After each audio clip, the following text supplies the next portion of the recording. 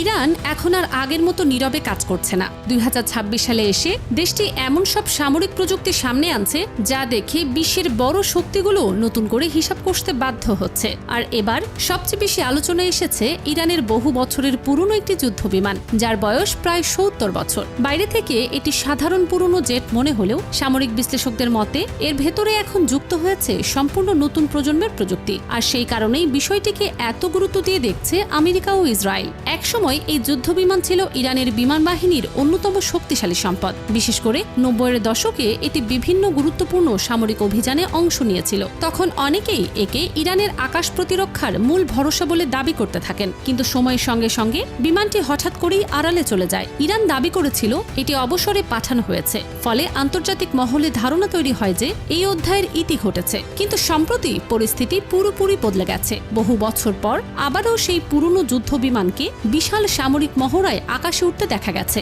কোনো আগাম ঘোষণা ছাড়াই ইরানের এই পদক্ষেপ আন্তর্জাতিক অঙ্গনে নতুন প্রশ্ন তৈরি করেছে। কেন হঠাৎ করেই এই বিমানগুলোকে আবার সক্রিয় করা হলো, আর এর পেছনে কি বার্তা লুকিয়ে আছে? বিশেষজ্ঞদের মতে ইরান কেবল পুরনো বিমান ফিরিয়ে আনেনি, বরং সেগুলোকে আধুনিক প্রযুক্তিতে নতুনভাবে তৈরি করেছে। বাইরের কাঠামো আগের মতো থাকলেও ভেতরে যুক্ত করা হয়েছে উন্নত রাডার সিস্টেম, নতুন প্রজন্মের ইঞ্জিন এবং আধুনিক টার্গেটিং প্রযুক্তি। সহজভাবে বললে এটি এখন পুরনো জেটের ছদ্মবেশে আধুনিক যুদ্ধ বিমান। ইরান ইতিমধ্যে ঘোষণা দিয়েছে তাদের আকাশসীমা এখন আগের চেয়ে অনেক বেশি সুরক্ষিত।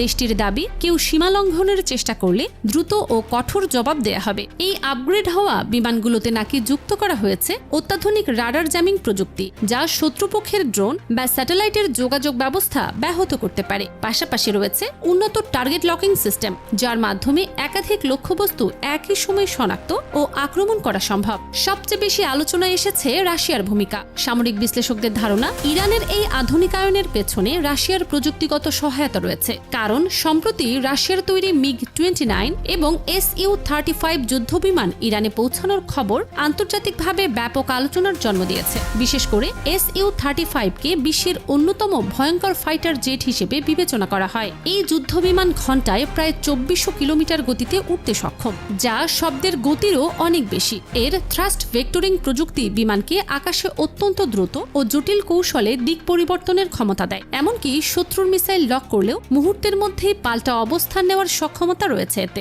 Su-35 এর সবচেয়ে শক্তিশালী দিক হিসেবে ধরা হয় এর ইরবিস-ই রাডার সিস্টেমকে। এই রাডার একসঙ্গে বহু টার্গেট ট্র্যাক করতে পারে এবং দীর্ঘ দূরত্ব থেকে শত্রু শনাক্ত করার ক্ষমতা রাখে। ফলে যদি এমন প্রযুক্তি ইরানের বিমান বাহিনীর সঙ্গে যুক্ত হয়, তাহলে মধ্যপ্রাচ্যের শক্তির ভারসাম্যে বড় পরিবর্তন আসতে পারে বলেই মনে করছেন বিশ্লেষকরা। এদিকে ইসরায়েল ইতিমধ্যেই ইরান রাশিয়ার ঘনিষ্ঠ সামরিক সহযোগিতা নিয়ে উদ্বেগ প্রকাশ করেছে। তাদের দাবি, এই ধরনের সামরিক সহযোগিতা আঞ্চলিক নিরাপত্তার জন্য হুমকি তৈরি করতে পারে। অনেক বিশেষজ্ঞদের মতে ইরান তাদের পুরনো যুদ্ধ বিমানগুলোকে রাশিয়ার প্রযুক্তি ব্যবহার করে ধীরে ধীরে আধুনিক করছে। বিশেষ করে কিছু বিমানের ইঞ্জিন প্রযুক্তিতে রাশিয়ার মিগ সিরিজের সঙ্গে মিল পাওয়া গেছে বলেও দাবি উঠেছে। এখন সবচেয়ে বড় প্রশ্ন হচ্ছে, ইরান কি আরো বড় কোনো সামরিক পরিকল্পনার প্রস্তুতি নিচ্ছে? কারণ পুরনো যুদ্ধ বিমানকে আবার সক্রিয় করা শুধু প্রদর্শনী নয়, বরং এটি হতে পারে শক্তি প্রদর্শনের একটি কৌশলগত বার্তা, যেন ইরান পুরো বিশ্বকে জানিয়ে দিতে চাইছে তারা এখন আগের চেয়ে অনেক বেশি প্রস্তুত।